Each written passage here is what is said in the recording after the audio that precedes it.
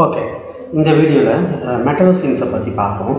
ஆக்சுவலாக நமக்கான கொஷின் என்னன்னு பார்த்தீங்கன்னா, the bond length order of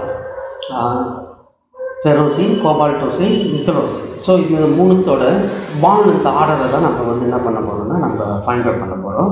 அதுக்கு முன்னாடி இந்த மூணு மெட்டலோசின் இல்லாத மற்ற மெட்டலோசின்ஸ் என்னென்னா அதோட கலர், அதோட மேக்னெட்டிக் ப்ராப்பர்ட்டி என்னென்னு அதையும் சேர்த்து பார்த்தாங்க. ஏன்னா எக்ஸாமில் கேட்குறாங்க. டைட்டனோசின் பாருங்கள், அதோட கலர் க்ரீன், பேராமேக்னெட்டிக். அதோட மேக்னெட்டிக் பிஹேவியர்னு வரும்போது அது பேராமேக்னெட்டிக். வெனடோசின் பாருங்கள், அது கலர் பர்பிள், அகைன் அதுவும் பேராமேக்னெட்டிக். மேங்கனசின் பார்த்திங்கன்னா அதோட கலர் ஆம்பர், அதுவும் பேராமேக்னெட்டிக். நம்ம ஃபெரோசின் அது orange solid, 18 electron species and இது டயாமேக்னெட்டிக். கோபால்டோசின் பார்த்திங்கன்னா பிளாக் பர்பிள் கலர், பேராமேக்னெட்டிக், அது ஒரு 19 எலக்ட்ரான் ஸ்பீசிஸ். நிக்கலோசின் பார்த்திங்கன்னா க்ரீன், அகைன் பேராமேக்னெட்டிக், அது 20 எலக்ட்ரான் ஸ்பீசிஸ். குரோமோசின் பார்த்தீங்கன்னா ஸ்கார்லெட் கலர், பேராமேக்னெட்டிக். இந்த மெட்டலோசினில் இந்த கோபால்ட் அண்ட் நிக்கலோசின் பார்த்தீங்களா, இது ஈஸியாக ஆக்சிடைஸ் ஆகக்கூடிய மெட்டலோசின்ஸ். ஏன்னு பார்த்தீங்கன்னா நமக்கு 18 எலக்ட்ரான் மேலே இருக்குது. ஸோ 18 எலக்ட்ரான் மேலே இருக்கும்போது இந்த கோபால்டோசின் என்ன பண்ணுன்னா அந்த 19th எலக்ட்ரானை ஈஸியாக லூஸ் பண்ணிவிட்டு நமக்கு +1 ஆக்சிடைஸ் ஸ்டேட்டுக்கு ஈஸியாக வந்துடும். சரி, ஏன்னா +1 ஆக்சிடைஸ் ஸ்டேட்டுங்கிறது பார்த்தீங்கன்னா கோபால்ட்டுக்கு அந்த ஸ்டெபிலிட்டியை கொடுக்கும். அந்த 18 எலக்ட்ரானுக்கான அந்த ஸ்டெபிலிட்டியை தரும். அதனால் அது ஈஸியாக அந்த ஒரு எலக்ட்ரான் லூஸ் பண்ணும். அதே போல் இந்த நிக்கலோசின் பார்த்தீங்கன்னா நமக்கு 2 எலக்ட்ரானை ஈஸியாக டொனேட் பண்ணும். ஏன்னா நமக்கு 20லேருந்து 2 எலக்ட்ரான் டொனேட் பண்ணால் தான் 80 அந்த மோஸ்ட் ஸ்டேபிள் அந்த 18 எலக்ட்ரான் கான்ஃபிகரேஷன் வர முடியுங்கிறதுனால இந்த நிக்கலோசின் ஈஸியாக 2 எலக்ட்ரானை நமக்கு டொனேட் பண்ணும். ஸோ இது ரெண்டையும் நம்ம ஈஸியாக ஆக்சிடைஸ் பண்ண முடியும். அடுத்து நெக்ஸ்ட் இம்பார்ட்டண்டான ஒன்று என்னென்னு பார்த்தீங்கன்னா நமக்கு இந்த மாலிகுலர் ஆர்பிட்டால் டயக்ராம் தான் மெட்டலோசினை பொறுத்த வரைக்கும். இப்போ நமக்கு லிகான் பார்த்தீங்கன்னா நமக்கு சைக்ளோபென்டா டையினைல் ஆனயான், நம்ம சென்ட்ரல் மெட்டல் அயன் நம்ம டி பிளாக் எலமெண்ட். சரி, நம்ம லிகான் குரூப் ஆஃப் ஆர்பிட்டால விட்டுருங்க. நீங்கள் அதை பற்றி நீங்கள் ஒரி பண்ணிக்க வேணாம். நம்ம 2 சைக்ளோபென்டா டையினைல் ஆனயானும் சேர்ந்து 5 + 10 மாலிகுலர் ஆர்பிட்டால்ஸை ஃபார்ம் பண்ணும். அதை பற்றி நம்ம ஒரி பண்ணிக்க வேணாம். நம்மளோட ஃபோக்கஸ்ஃபுல்லாக நம்ம சென்ட்ரல் மெட்டல் அயனோட டி ஆர்பிட்டாலோட அந்த அரேஞ்ச்மெண்ட் தான் எப்படி இருக்குன்னு பார்க்கணும். அதாவது இந்த ஏரியா இதை வரைக்கும் நம்ம ஃபோக்கஸ் பண்ணால் போதும்.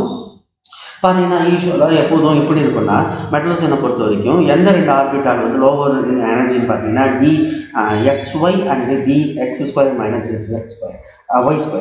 அதுக்கு அடுத்தபடியாக ஹையர் எனர்ஜின்னு பார்க்கும்போது அடுத்து DZ² ஆர்பிட்டால், அடுத்து ஹையஸ்ட் இன் எனர்ஜின்னு வரும்போது DYZ அண்ட் DXZ. இதில் எதெல்லாம் bonding molecular orbital, anti bonding and நான் பாண்டிங் பார்த்தீங்கன்னா நமக்கு XY and X² - Y² bonding molecular orbital.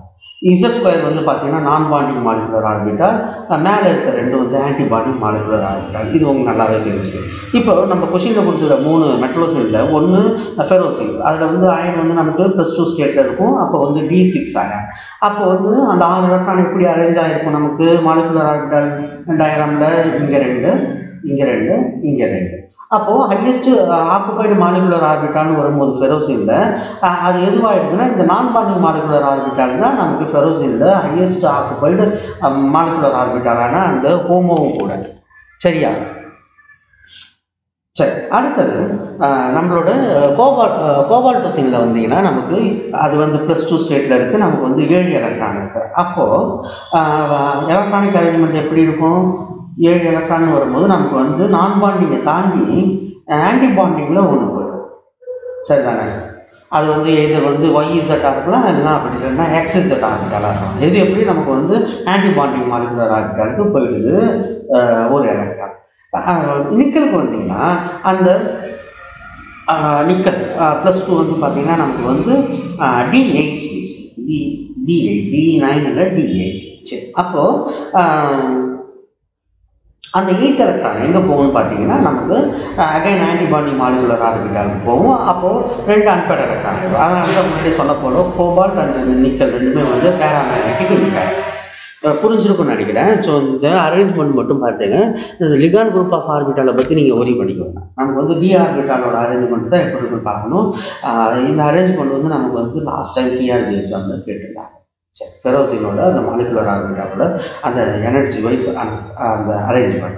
இப்போ நம்ம கொஷின் என்னன்னு பார்த்தோன்னா 3 மெட்ரோசின், இந்த 3ல் பாண்ட் ஆர்டர் வரும்போது கண்டிப்பாக நமக்கு வந்து பாண்ட் ஆர்டருங்கிறது ஆன்டிபாண்டிங் ஆர்பிட்டாலில் எலக்ட்ரான் போக போக பாண்ட் ஆர்டருங்கிறது குறைஞ்சிக்கிட்டே இருக்கும். ஏற்கனவே உங்களுக்கு தெரியும். அப்போ பாண்ட் ஆர்டர் குறையுதுன்னா பாண்ட் லென்த் என்னாகும், இன்க்ரீஸ் ஆகிட்டே போகும். ஏன்னா bond order and bond length ஒன்று இன்வெர்ஸ்லி ப்ரொபோர்ஷனல் தானே. அப்போ வந்து நமக்கு மெட்ரோசினோட பாண்ட் லென்த் ஆர்டர் எப்படி இருக்குன்னு பார்த்தீங்கன்னா, நமக்கு ஃபெரோசினில் எங்கேயுமே நமக்கு வந்து ஆன்டிபாண்டிங் மாலிகுலர் ஆர்பிட்டால் எலக்ட்ரானே கிடையாது. அப்போது அங்கே தான் வந்து பாண்ட் லென்த் எப்படி இருக்குன்னா கம்மியாகும் நமக்கு. நெக்ஸ்ட் வந்து பார்த்தீங்கன்னா கோபால்டோசினில் ஒரே ஒரு எலக்ட்ரான் தான் ஆன்டிபாண்டிங்கில் இருக்குது. அப்போ கம்பேர்ட் டு ஃபெரோசின் அப்போ அதோட பாண்ட் லென்த்துங்கிறது கொஞ்சம் லாங்கர் ஆகும். அடுத்தபடியாக வந்து பார்த்தீங்கன்னா நமக்கு நிக்கல். ஸோ நிக்கலோட பாண்ட் லென்த் தான் இருக்கிறதுலே வந்து லாங்கராக இருக்கும் 3ல். புரிஞ்சுருக்குன்னு நினைக்கிறேன். சரி, நெக்ஸ்ட் பார்க்கலாம்.